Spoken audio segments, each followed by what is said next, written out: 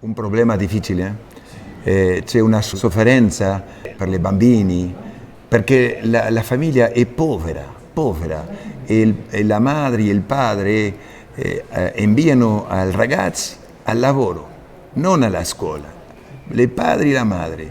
E lo Stato non dice nada, però hanno una legge qui che i bambini, i piccoli, i minori devono andare alla scuola.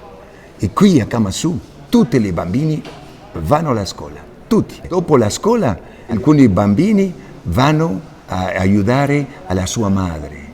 Prezioso, questo è hermoso. Agradeciamo al Papa Francesco di venire qui. La vita qui è una lotta, tutti i giorni.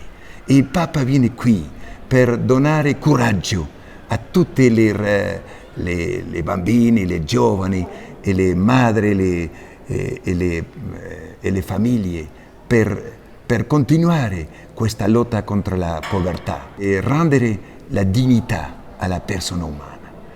Grazie Papa Francesco, grazie per la vostra visita qui, perché il popolo di Kamasu, di Madagascar, il popolo malagasio è un popolo straordinario, ama la gente, ama la pace, ama la vita. Adesso noi abbiamo un nuovo governamento che va a lavorare, noi abbiamo confianza nel nuovo presidente giovane che vuole lottare contro la povertà per la dignità del loro popolo.